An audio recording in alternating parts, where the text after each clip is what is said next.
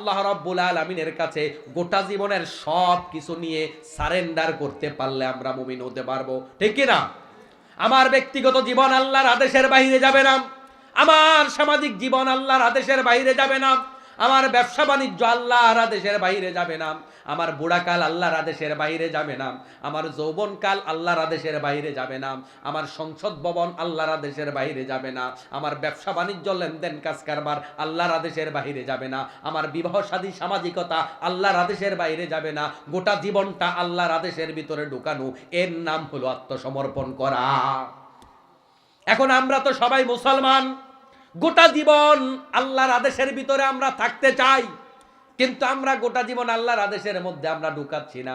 সবাই আমরা মুসলমান দাবি করি, কিন্তু ব্যক্তিগত জীবন, পারিবারিক জীবন, সামাজিক জীবনের কিছু কিছু কাজ আমরা নিজের মতো করি, কিছু আল্লাহর মতো করি, কিছু আমরা আমাদের নেতার মতো করি, কিন্তু আমার আপনার গোটা জীবনের সব কাজ করতে হবে ইসলামী শরীয়তের ভিত্তিতে, ঠিক কি না? আপনি মারামারি করবেন শরীয়তের ভিত্তিতে, কথা বুঝেননি? মারামারি কিভাবে করতে হবে?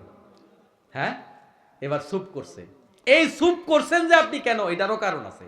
মারামারি যদি ইসলামের জন্য দরকার হয় করা লাগবে না? আমরা বেশি সাধু হয়ে গেছি তো, এই জন্যই তো গোটা দুনিয়া আমাদেরকে পিডায়। মনে রাখতে হবে ইসলামের ভিতরে দুইটা জিনিস একটা আছে, ওয়াল্লাযীনা মাআহু আশিদ্দাউ আলাল কুফফার রুহামাউ বাইনাহুম। আল্লাহর নবীর সাহাবীদের দুইটা গুণাবলী একসাথে ছিল, একটা হচ্ছে এই মুসলমানদের জন্য তারা একদম নরম, আর কাফেরদের জন্য অত্যন্ত কঠোর। অতএব আপনি যে বলছি মারামারি, এটা ফান করে বলে এটা আপনাদেরকে, যদি মারামারি করা লাগে ওই মারামারিও নবীর সুন্নাত মাফিক হবে, সুন্নাহর বাহিরে হবে না।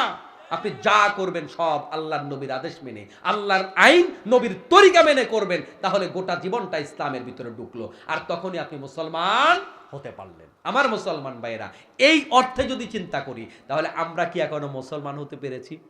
পারি নাই।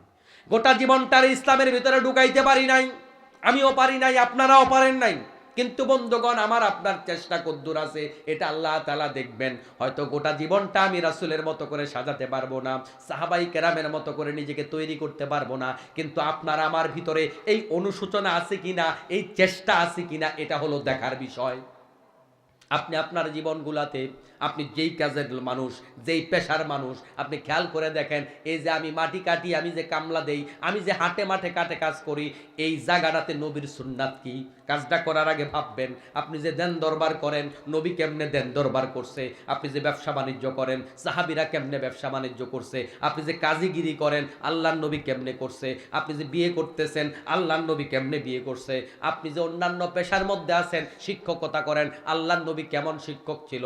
আপনি একজন স্বামী হিসাবে ভাববেন, আল্লাহর নবী কেমন স্বামী ছিলেন? আপনি একজন বিচারপতি হিসাবে ভাববেন, আল্লাহর নবী কেমন বিচারপতি ছিল?